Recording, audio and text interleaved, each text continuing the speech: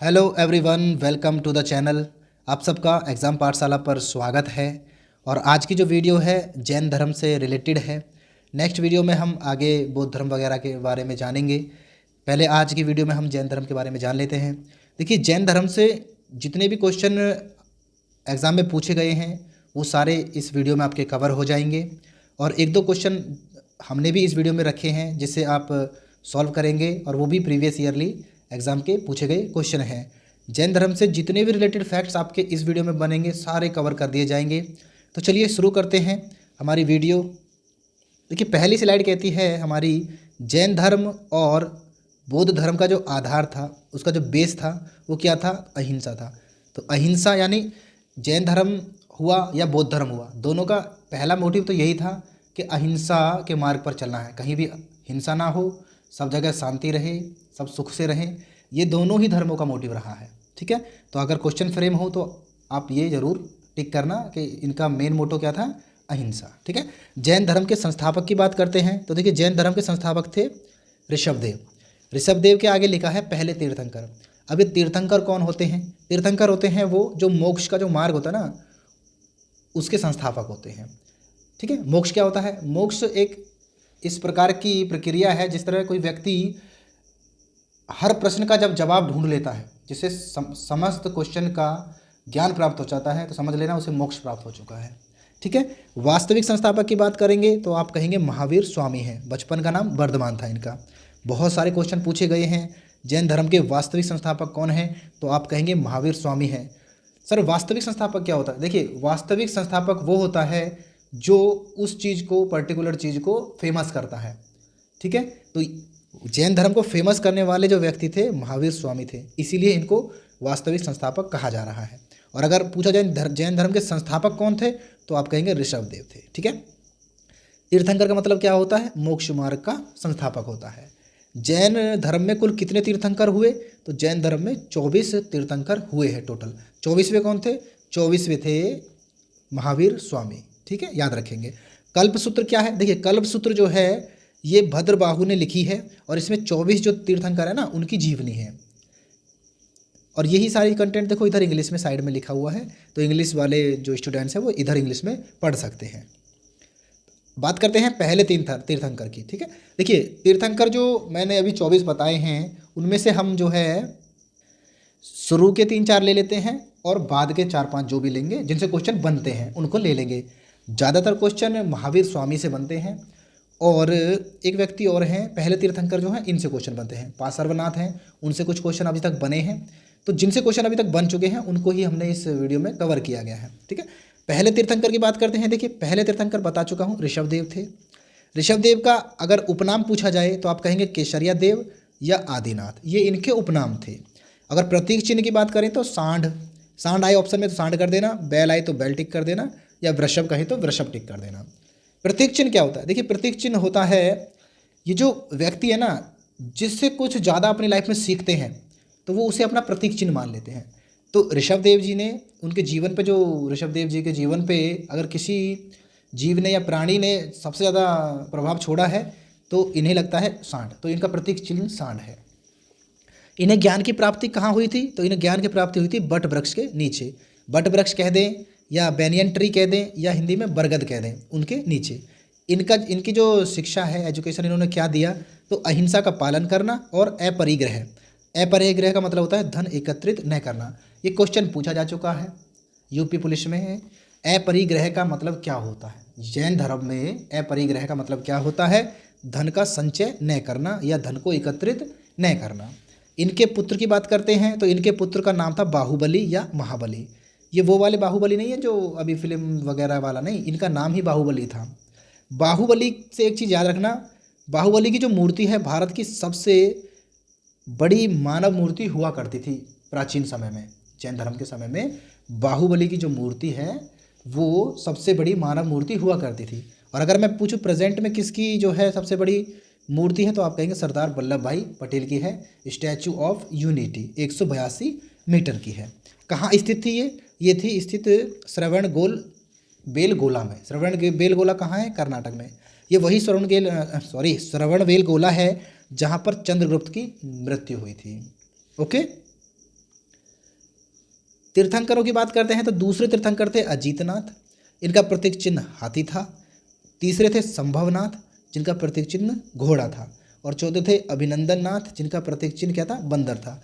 आप इसे ऐसे याद रखना, RASA, ठीक है। ऋषभदेव, अजीतनाथ, संभवनाथ और अभिनंदन नाथ। इस ट्रिक से आप शुरू के चारों को याद कर सकते हैं इजीली। प्रतीक चिन्ह इनके आपके सामने लिखे हैं। पहला हो गया सांड, सांड के बाद हाथी, घोड़ा, बंदर, इजीली तुम याद कर सकते हो। बात करते हैं 20वें तीर्थंकर की, तो उनका नाम था मुनि सुब्रत, इनका प्रतीक चिन्ह था कछुआ। और 21वें थे नेमिनाथ, इनका प्रतीक चिन्ह था नीलकमल। 22वें थे अरिष्टिनेमी, प्रतीक चिन्ह था इनका शंख। ओके। और इन्हें ज्ञान की प्राप्ति कहाँ पे हुई थी, गिरनार की पहाड़ियों पर हुई थी। गिरनार की पहाड़ियाँ कहाँ हैं, गुजरात में है। बात करते हैं पार्श्वनाथ की, तो पार्श्वनाथ का प्रतीक चिन्ह था सांप या सर्प। और पार्श्वनाथ ने जो है चातुर्याम नियम दिए थे, ये पूछा जा चुका है पार्श्वनाथ के बारे में। और चातुर्याम जो नियम है ये कौन से होते हैं, देखिए ये चातुर्याम नियम जो है, इसमें एक नियम और जोड़ा था महावीर स्वामी ने, उसके बाद ये 5 नियमों वाला बन गया था। पंचयाम या पांचयाम ऐसे कुछ के नाम था उसका, पंचयाम शायद, हाँ पंचयाम। तो ये नियम इसका बन गया था। तो वो कौन सा था, वो था ब्रह्मचर्य। ब्रह्मचर्य। तो आपसे क्वेश्चन पूछा जाएगा या पूछा भी गया है कई बार कि जैन धर्म में ब्रह्मचर्य का जो नियम है किसने दिया, तो महावीर स्वामी ने दिया था। पार्श्वनाथ के जो चातुर्याम नियम थे वो कौन से थे, अहिंसा, सत्य, अस्तेय और अपरिग्रह। अपरिग्रह बता चुका हूँ, धन एकत्रित न करना। ओके। ये कंटेंट पीछे वाला ही इंग्लिश में यहाँ पे लिखा हुआ है, इंग्लिश वाले इसे स्टडी कर सकते हैं। महावीर स्वामी 24वें तीर्थंकर थे, इनके बारे में जान लेते हैं। इनसे ही बहुत सारे क्वेश्चन बनते हैं, याद रखेंगे। जो ये वीडियो है ज़्यादा लंबी नहीं होगी, तो आप जैन धर्म से जो क्वेश्चन बनने वाले होंगे SSC या वनडे जितने भी एग्जाम है सब कवर हो जाएंगे आपके। आप कभी इस वीडियो को देखने के बाद इसके नोट्स बना लेना और उसके बाद आप देखना, क्वेश्चन लगा के ईजिली लगा पाओगे। महावीर स्वामी का जो प्रतीक चिन्ह है शेर था, सिंह कह सकते हैं। जन्म इनका 599 BC या 540 BC में हुआ था। जन्म के बारे में 2 डेट लिखी हैं, एक तो 599 है और एक 527 में इसकी इनकी मृत्यु है। तो ये कल्पसूत्र जो मैंने अभी पुस्तक बताई जिसमें 24 के 24 तीर्थंकरों के बारे में जानकारी मिलती है, अगर ऑप्शन में तुम्हें दोनों मिल जाए 599 या 540 महावीर स्वामी का जन्म कब हुआ था, तो आप 599 को प्रेफर कर देना, ठीक है। और अगर मृत्यु की बात भी करी जाए तो, और दोनों ऑप्शन में रहे 468 रहे या 527 रहे, तो भी आप 527 जो है इसे ही टिक करना। टोटल इनकी उम्र 72 ईयर्स रही थी, याद रखेंगे। जन्म स्थान कहाँ है इनका, बिहार में है, वैशाली जिले में। कहाँ पर, कुंडग्राम में। मृत्यु कहाँ हुई थी, पावापुरी में हुई थी, इसे पावा भी कहते हैं, पावा, ठीक है। पावापुरी में इनकी मृत्यु हुई है। कहाँ, पटना, यानी पटना कहाँ है, बिहार में। पिता जो हैं सिद्धार्थ हैं।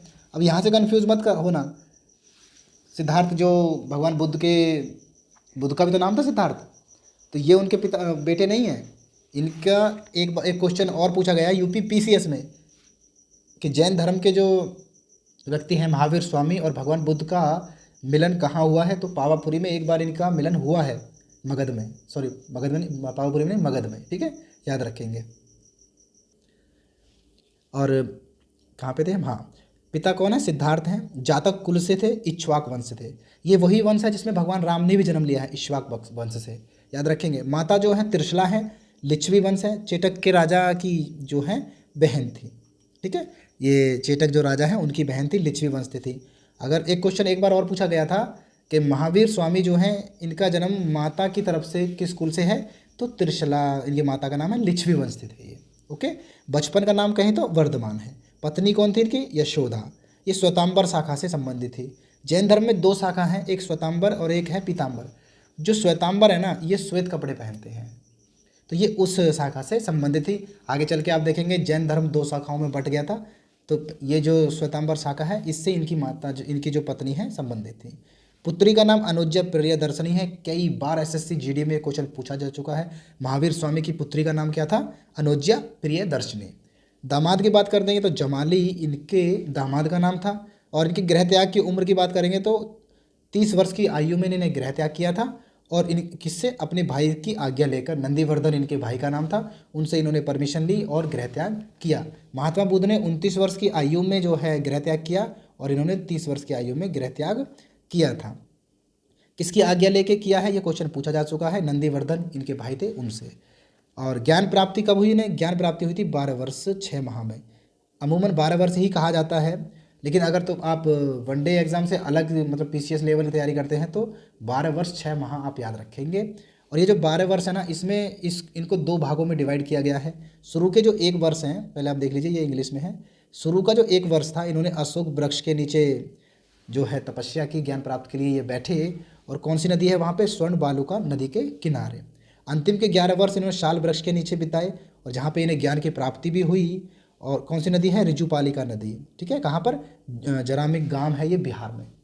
और ज्ञान प्राप्ति के बाद जो है जैन धर्म में व्यक्ति केवल्य कहलाया जाता है, उसे केवल्य की उपाधि दे दी जाती है। ओके, ज्ञान प्राप्ति के बाद महावीर स्वामी के जो नाम पड़े, निर्ग्रंथ इन्हें कहा गया, जिन कहा गया, केवलिन इन्हें ही कहा गया है, यति भी इन्हें ही कहा जाता है, और महावीर भी इन्हें ही कहा गया है।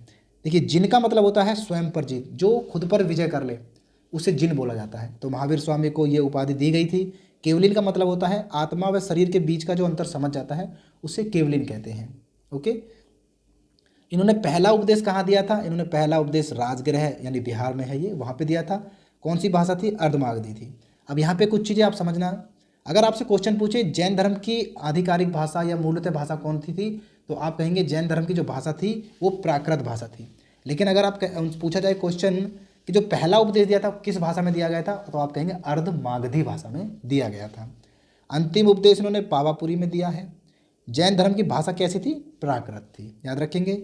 अनेकतावाद, श्यायवाद और सप्तभंगी का सिद्धांत महावीर स्वामी ने ही दिया है। जियो और जीनो दो का जो नारा है या स्लोगन कहो या सिद्धांत कहें, ये भी महावीर स्वामी ने ही दिया था। जैन संघ की स्थापना जो होती है ये पावापुरी, पटना यानी बिहार में हुई है, और इसमें 11 गणधर बनाए थे। गणधर का मतलब होता है 11 ऐसे पर्टिकुलर व्यक्ति को चुन लेना। कोई प्रचार करता है, कोई नगर नगर जाके भीख मांग के लाएगा, कोई कुछ करेगा, कोई कुछ करेगा। ऐसे 11 व्यक्ति थे जिनको इसमें जो है स्थापित किया गया। ये जैन संघ की स्थापना कहाँ पे हुई ये पूछा जा चुका है, पावापुरी में हुई, बिहार में ही। ठीक है, और गणधर के बारे में बता चुका। संख्या याद रखना 11। इन्हीं 11 में से एक व्यक्ति है, क्या नाम है इसका? इंद्रभूति। इन्होंने जैन भिक्षुणु संघ की स्थापना की थी। और प्रथम जैन भिक्षुणी कौन है? भिक्षुणी यानी महिला, तो याद रखना चंपा इनका नाम है, पहली जैन भिक्षुणी। क्वेश्चन आता है कि बौद्ध धर्म में पहली भिक्षुणी कौन थी, तो उनकी माता गौतमी थी। लेकिन अगर जैन धर्म में पूछा जाए तो आप कहेंगे चंपा थी। अब ये क्वेश्चन है, 3-4 क्वेश्चन रहेंगे, आप यहाँ से देखो चीज़ों को समझ पाते हैं। महावीर स्वामी का जो जन्म हुआ कब हुआ? तो महावीर स्वामी का जन्म हुआ था 599 BC में। ऑप्शन बी इसका राइट आंसर है। नेक्स्ट है, जैन धर्म में पूर्ण ज्ञान के लिए किस शब्द का उपयोग किया गया है? जैन धर्म में अगर किसी व्यक्ति को पूर्णतः ज्ञान हो जाए तो उसे केवल्य कहा जाता है। ऑप्शन ए इसका राइट आंसर है। नेक्स्ट है, जैन संघ की स्थापना किस स्थान पर हुई थी? तो देखिए, जैन संघ की जो स्थापना कहाँ पे हुई थी? पावापुरी में हुई थी, याद रखेंगे। ऑप्शन सी इसका राइट आंसर है। तो यहाँ पे हमारी वीडियो हमारी एंड होती है। और हाँ, इसका PDF आपको चाहिए तो टेलीग्राम चैनल पे आपको इसका PDF मिल जाएगा। सिंपली आपको करना क्या है, टेलीग्राम पे सर्च करना है एग्ज़ाम्स पाठशाला, और आपको इस तरह का लोगो मिलेगा, और वहाँ पे आपको ये PDF एज इट इज़ मिल जाएगी। सो मिलते हैं नेक्स्ट वीडियो में। वीडियो अच्छी लगी है तो शेयर कर देना और लाइक कर देना। So thanks for watching.